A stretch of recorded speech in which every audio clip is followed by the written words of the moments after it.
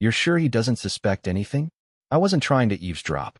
I was in the laundry room grabbing a pair of socks I left in the dryer. The door to the guest bedroom was cracked just enough for voices to leak out, and my name was definitely in the sentence. My hand froze mid-reach. I swear, Emily whispered. He still thinks Chloe's joke was just a joke. There was a pause, then laughter. Not one voice, two. Another woman answered, low and casual. That's dark, even for you. Emily chuckled again. Oh, come on. He practically vanished himself. All we did was give him a little push. I didn't breathe. I didn't move. I just stared at the blue sock in my hand like it had answers. My wife, the woman I shared a home, a mortgage, and a life with, was talking about me like I was some inconvenient file they misplaced and hoped would stay buried. I backed away without a sound, heart hammering in my chest like a drumline. That barbecue, the joke Chloe made, that was the push. They wanted me gone. That night, I didn't confront her. I didn't scream. I didn't cry. I packed a bag in silence. I walked past our wedding photo in the hallway without looking twice. I grabbed my passport, my laptop, and $9,300 in cash I had hidden in an old shoebox marked tax docs. By 4 a.m., I was driving east on a state road I didn't recognize, my phone tossed in a rest stop dumpster, my hands shaking on the steering wheel. She thought I disappeared by accident. She was wrong. And now, 376 days later, I'm back. But not to beg, not to talk, not to forgive. I'm back because they don't know what I've learned since. And this time, I'm the one with the plan. When I left, I didn't leave like a ghost. I left like a man who had just realized his entire life had been a well-decorated trap, furnished with memories, routine kisses on the forehead, and hollow I love yous that echoed once you stepped far enough back. The funny thing about disappearing is that the world doesn't miss a beat. It keeps spinning, and if you're quiet enough, if you stay out of the digital noise, no one even notices that you're gone. I drove with no plan, no grand destination, just away. I avoided major cities, stayed in roadside motels, took showers with sandals on, paid in cash, and lied about my name. For the first 3 months, I was nothing, and it was the most liberating pain I've ever felt. At night, I'd lie awake and replay that muffled conversation between Emily and the mystery woman in the guest room. Their voices echoed like static, always right behind my thoughts. She still thinks Chloe's joke was just a joke. All we did was give him a little push. That push haunted me. Was it more than a cruel sentence spoken at a family barbecue? Was it planned? Was it real malice or just a careless game played behind my back for months, maybe years? I couldn't shake the feeling that it ran deeper. And that's what started it. The transformation. I settled in a small town near the border where no one asked questions. I rented a room above a pawn shop from a man who called me Mick. I kept to myself. I started reading, not novels, not anything romantic. I read everything about digital traces, background checks, financial forensics, private investigation, metadata, and even some legal strategy. I wasn't preparing for revenge. Not yet. I was preparing for truth. And truth, as I was beginning to understand, rarely comes clean. You have to drag it out, piece by piece. Through an old coworker who owed me a favor, I got access to the back end of a mutual financial software we used at work. I knew Emily never touched our shared spreadsheets. I handled all the boring stuff. But now I was watching. I was watching transfers, strange PayPal entries, a private Venmo nickname I didn't recognize. She wasn't suffering in my absence. She was thriving. Then came the receipts. Literally. Through a dummy email address I created, I requested a replacement credit card to be sent to a P.O. box I rented. I used it to access our shared statements. And there it was. Dinner dates at places I'd never been, 2 flights booked under her name, and someone named A. Keys, purchases from men's clothing stores I'd never set foot in. And then came the final crack, a transaction for a couple's counseling retreat. 2 tickets, purchased 6 months after I disappeared. I wasn't supposed to see any of that. I wasn't supposed to exist anymore. But now I did. Quietly, in the dark, growing stronger, more focused, and more dangerous with every whisper I uncovered. I wasn't planning to burst back into her life with rage. I was planning to surgically remove every illusion she'd built in my absence, starting with the people around her. Because Emily didn't know that while I was gone, I met someone. Someone who had more to lose than I did. Someone who used to be part of her plan. And that person? They were ready to talk. I wasn't looking for him. I didn't even know there was a him. I assumed, foolishly, that if Emily wanted me gone, it was for freedom, not for someone else. I imagined her smiling smugly on our patio, wine glass in hand, telling her friends how she manifested space and got it. I thought she was alone. But then I found the name, A. Keys, on the flight confirmation email. At first, I thought it was a musician's stage name. Then I realized she had booked those tickets just 3 months after I vanished, right after the financial activity picked up. I traced the name through a combination of leaked email dumps, open social profiles, and some suspiciously public Venmo transactions. His real name was August Keyston. He had a profile picture of a dog and a motorcycle. His Instagram was full of sunset gym mirror selfies, motivational quotes, and weird captions like "steel sharpens steel flexed biceps." He was the type of guy who flexed in elevators and called women females. I wanted to laugh, but instead, I felt a strange kind of nausea. This was who she'd traded me for? Then I dug deeper. August had been at that barbecue. Not as a guest. Not even on the lawn. He was in the background of a photo I found on Sheila's Facebook page, wearing a delivery shirt and holding a clipboard. Catering. I zoomed in, and there he was, right by the grill, grinning like a man who already knew his secret. I didn't even remember seeing him that day, but apparently Emily did. In fact, based on their online interactions, they'd known each other before the barbecue. The DMs I retrieved from an old backup account revealed messages going back 8 months prior. Flirty, careless, intimate. She called him August, and he called her my sunrise. I gagged reading it. But that wasn't the worst part. The worst part was the audio. See, when I finally made contact with the woman from the guest room, the one who laughed with Emily that night, I didn't expect much. Her name was Rena. She was Chloe's college roommate and had kept a low profile ever since. I found her through a mutual on a forgotten forum Emily used years ago. She replied to my message out of guilt. I didn't pressure her. She sent me a recording. I shouldn't have kept this, she wrote. But I always knew something felt wrong that night. It was a voice memo she had accidentally recorded when her phone was on the bed. It picked up Emily and Chloe talking after I'd disappeared. Chloe, he really just left like that? Emily, of course he did. I told you. All it took was one little jab, and he folded. He always folds. Chloe, in August. Emily, laughing, he moved in last week. There it was. Not just betrayal. Not just infidelity. But mockery. Contempt. They laughed about how easy I was to erase, as if I had been a smudge on a window. Someone to wipe away with a joke and forget by morning. But I hadn't been wiped away. And the man she replaced me with, August, had no idea that I was now living 2 towns over. That I had rented a room above a bakery, had grown a beard, had lost 20 pounds, and had just started volunteering at the very community center where his younger brother coached basketball. I didn't need revenge. I needed reality to finally catch up with the lies. And I knew exactly where to start. For months, I had been the man no one noticed, the quiet tenant who always paid cash, kept his window curtains drawn, and smelled faintly of roasted beans from the bakery downstairs. It was owned by an older couple, Helen and Roy, who treated me like some lost nephew they didn't ask for, but couldn't turn away. The air always smelled like cinnamon, espresso, and early mornings, 3 things I never liked before, but grew to depend on. Funny how you start rebuilding a life around tiny things you once ignored.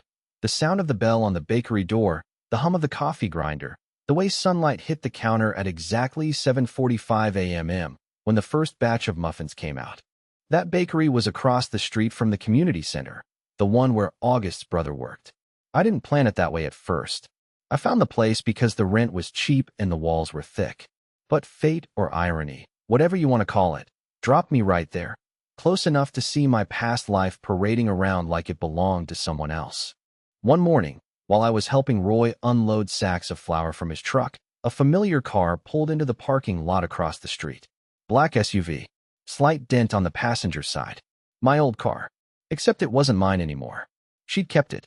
Emily stepped out, phone in hand, hair shorter now, darker too, wearing sunglasses that probably cost more than the rent for my room. And right beside her, carrying a box of donation supplies, was August. My chest tightened. It wasn't jealousy.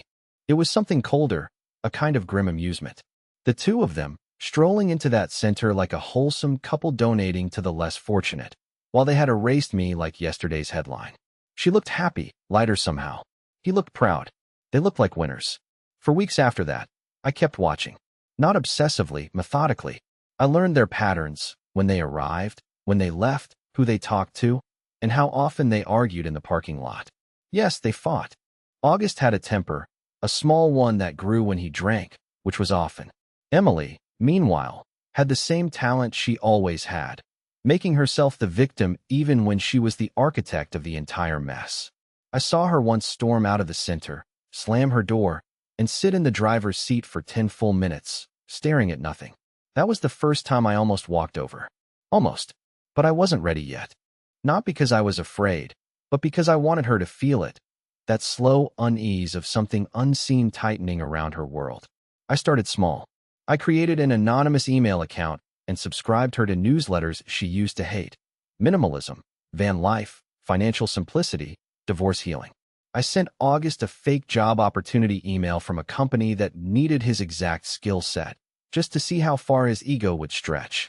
They were little tests, harmless ones, but revealing. He bragged about the job interview to his friends online. She bragged about her new clarity. They were both building illusions on top of illusions. But it was when I saw August's brother at the bakery one morning that everything clicked into place. He mentioned, casually, that August was coaching a local tournament soon. Big event, media coverage, families, live streams. That's when the idea hit me. I didn't want to hurt anyone. I didn't need to. All I had to do was tell the truth, but tell it loudly enough.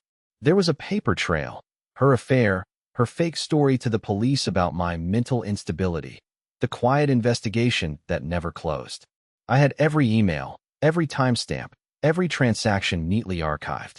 And I knew that at that tournament, surrounded by cameras, microphones, and witnesses, she'd be there, right beside him, smiling for the crowd. I wasn't planning revenge. I was planning exposure. Because what happens when the woman who laughed about your disappearance suddenly sees the ghost of her past walking straight toward her, alive, calm, and holding the proof of everything she buried.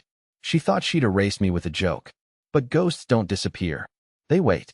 And I'd been waiting a very long time. The sun was too bright for a day like that. I remember thinking it should have been cloudy, gray skies to match the heaviness in my chest. But instead, the world was obnoxiously cheerful. Blue sky. Kids screaming joyfully across the field. Someone was selling lemonade and overpriced hot dogs near the main gate. And at the center of it all, in his fresh-pressed polo with a whistle around his neck and a clipboard tucked under one arm, was August Keyston, hero, coach, local favorite. Emily stood a few feet from him, wearing a pastel sundress like she was posing for a catalog titled Suburban Grace. Her laughter echoed across the grass, light and practiced. She tossed her hair back and touched August's arm like she wasn't once the same woman who had helped erase a man from her life with a smirk and a well-timed joke. But the crowd didn't know that. They saw a perfect couple. They clapped when his team jogged out. They smiled when she handed out water bottles to the kids. And not a single soul there knew what I knew about the offshore account she'd opened under her maiden name, the staged story she gave police, or the whispered comments from neighbors who remembered me but were told I'd had issues. They didn't know, but they were about to. I had sent out the invitations anonymously, dozens of them. Journalists, bloggers, the local podcast that covered small-town heroes. I made sure they knew something big was going to happen at the championship game. A local scandal, years in the making, I wrote. An unsolved mystery with a heartbeat. No details, just bait. And they took it. By noon, the stands were unusually full. Cameras hovered. Microphones turned on. The energy buzzed, confused and expectant. Emily looked around, squinting into the crowd like she could feel something was off, like the energy in the air didn't match the mood she had dressed for. She leaned into August and whispered something. He nodded and brushed her off. That was my cue. I walked through the crowd wearing a plain white t-shirt, sunglasses, and a baseball cap pulled low. No one recognized me. Not at first. I didn't look like the man I used to be. I wasn't hunched anymore. I didn't wear shame on my shoulders. I walked like I belonged. I walked like I wasn't a ghost anymore. Then, just as the teams lined up to shake hands, I stepped onto the grass. There was a pause. People assumed I was an official, maybe a lost parent. A referee? But then Emily saw me. And the second her eyes landed on my face, something inside her fractured. She blinked, tilted her head, laughed, too loud, too sharp. Then she whispered something to August, but he was already staring, his mouth hanging open. Milt, he muttered, just loud enough for the mic on his collar to pick up. And that's when I knew. I had him. I didn't say a word at first. I just pulled the folded envelope from my jacket and handed it to the event coordinator standing nearby.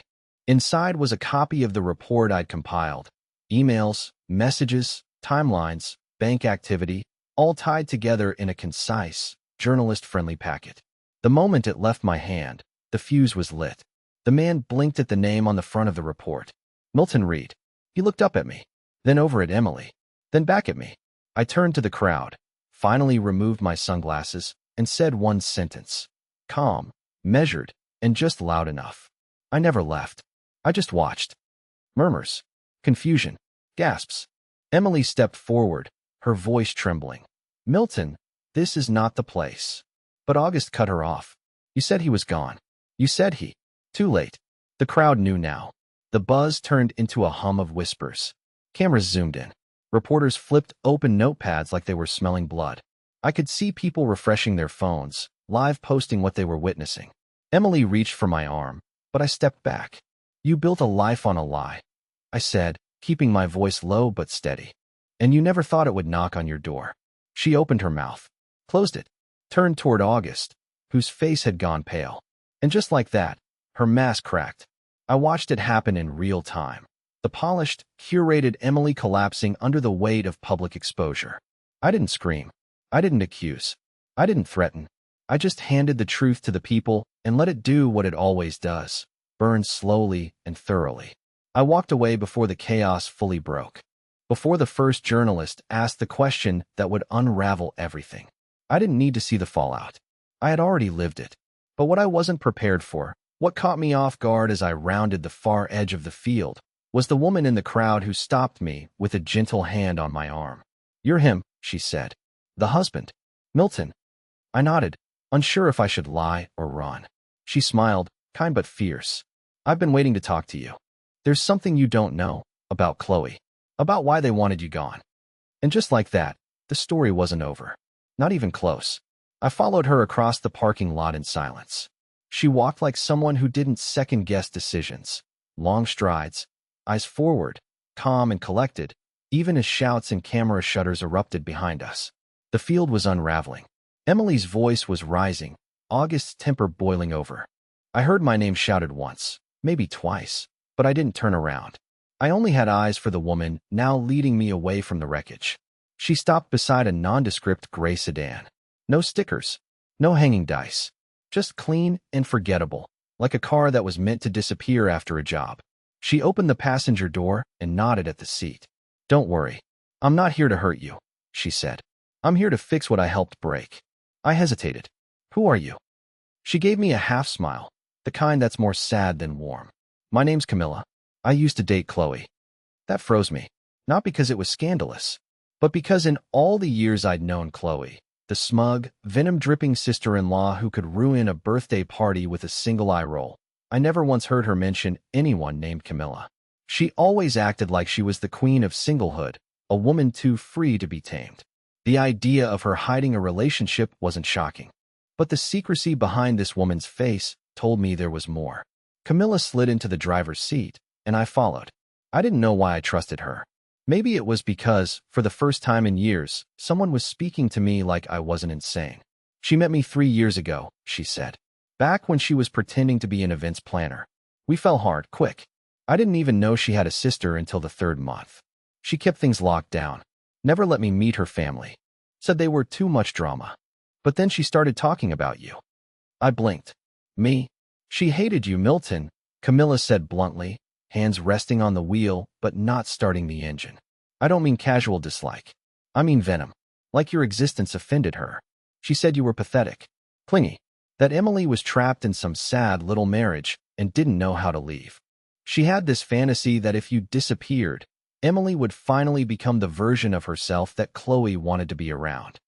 That hit harder than I expected, not because I believed her, but because I believed Emily had heard it and done nothing. She started planning things, Camilla continued. Small things at first.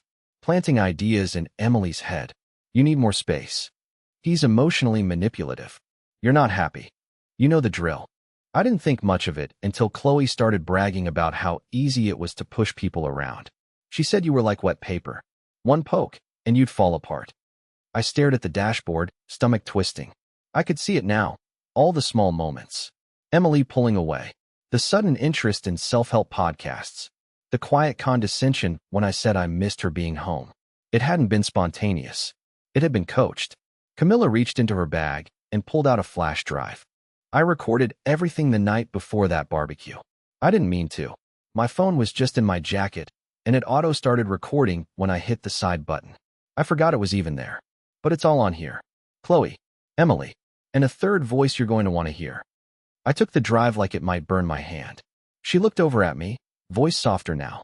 You were never weak, Milton. You were targeted.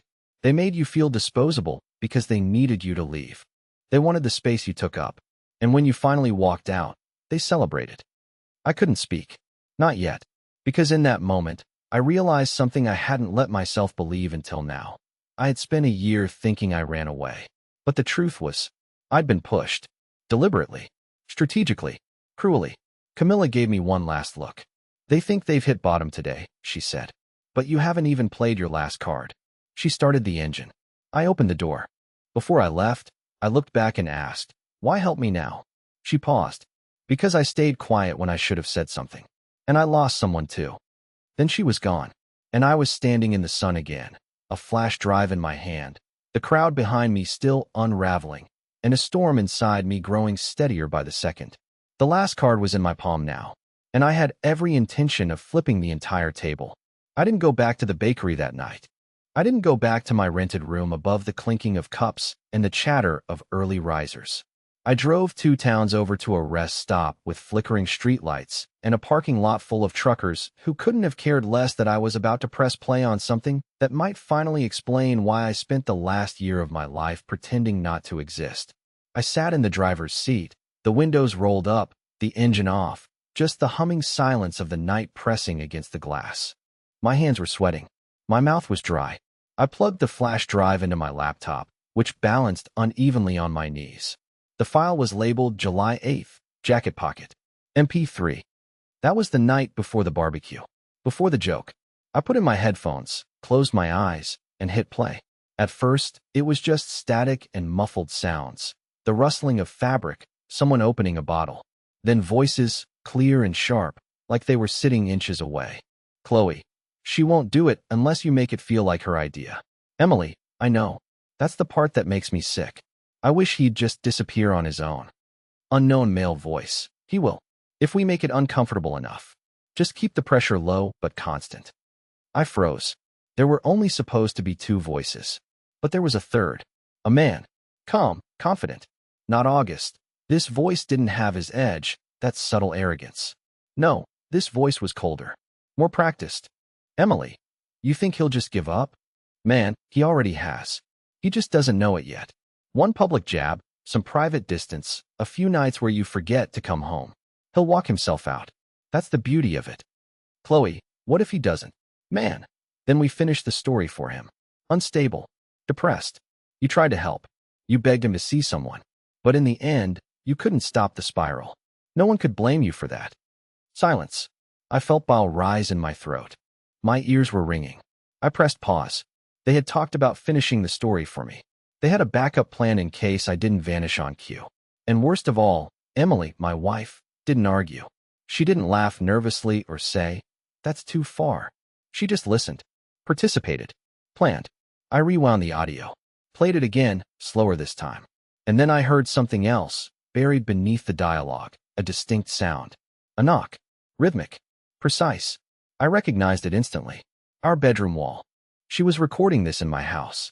That unknown man had been in my home, drinking wine, sitting on the couch where I once held her during panic attacks, standing in the same kitchen where we'd celebrated anniversaries with takeout and candles.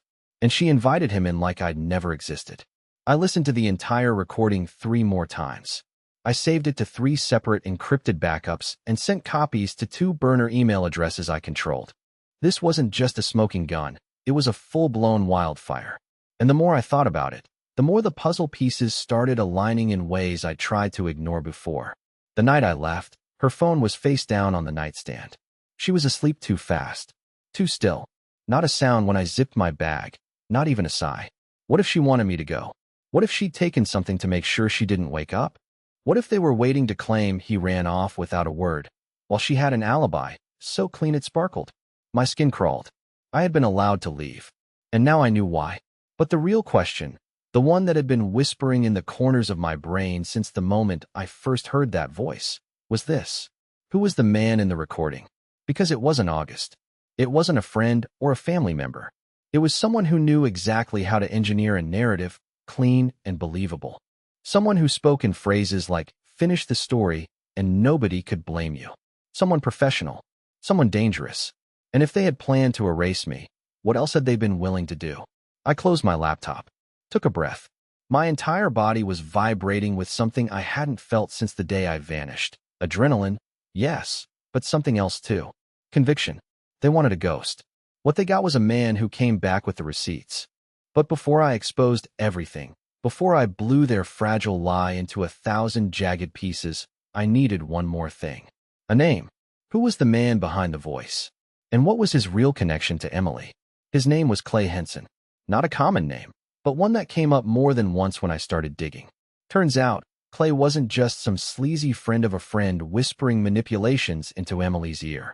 He was a licensed crisis consultant, the kind corporations hire when their CEOs get caught doing something they shouldn't. A fixer. Quiet, polished, paid handsomely to make messy problems disappear. And apparently, Clay moonlighted in personal matters too. Affairs, divorces, disappearances. He wasn't just the man in the recording. He was the one who designed the plan to erase me from my own life. Once I had his name, everything else unraveled quickly. A consulting invoice buried deep in a shell company tied to Emily's design firm. Multiple transactions from her private account labeled Legal Services Ret. A background check that showed Clay had been involved in 2 suspicious divorce proceedings prior to mine. Both where the husband vanished, only to return months later broken, jobless, and discredited. I didn't contact Clay. I didn't need to. I gave everything I had, audio, paper trail, context, to a lawyer I trusted, a woman who'd once represented whistleblowers, and who lit up when she saw the evidence. This isn't a divorce, she told me after reviewing the files. This is a coordinated character assassination. And if we play this right, it'll make headlines. I didn't want headlines. I just wanted to breathe again. We moved quickly but quietly. A lawsuit was drafted, citing conspiracy, reputational harm, and financial manipulation. We requested a court order to freeze Emily's accounts. Clay's license was flagged for review. August. He wasn't even mentioned in the suit. He'd already left her, a few days after the tournament. When the local paper ran the story, husband returns 1 year after disappearance, brings evidence of orchestrated erasure. The internet had a field day. Podcasts, Reddit, TikToks. The story hit every corner of the web. But the part that really surprised me was how many people believed me. Not just because of the evidence, but because they saw themselves in the story, silenced, sidelined, underestimated. Emily tried to deny everything. Went on a short podcast tour, did a couple of low-rent interviews. But the audio was too damning. The paper trail too detailed. And Clay? He vanished. Poetic, really. When it was all over, I didn't ask for money. I didn't want the house. I didn't want to win. I wanted peace. And oddly enough, I found it. Not in a courtroom or an online victory lap, but in a quiet little cabin near the coast, where the ocean sounded like breathing, and the neighbors didn't care about headlines. I started writing again, not Reddit posts, but something longer. I volunteered at a local youth center, helping kids with writing and resumes. Some days, I'd catch my reflection and still see that version of myself, the man who almost let himself be erased. But I'm not that man anymore. Last I heard, Emily moved back in with her parents. Chloe vanished from social media. Clay's license was revoked. And me? I get up early now. I drink coffee by the sea. I reply to emails from people I'll never meet, who say things like, "Thank you for reminding me not to disappear." And every once in a while, when someone new asks about my past, I just smile and say, "I left." Then I came back. And I'm better now.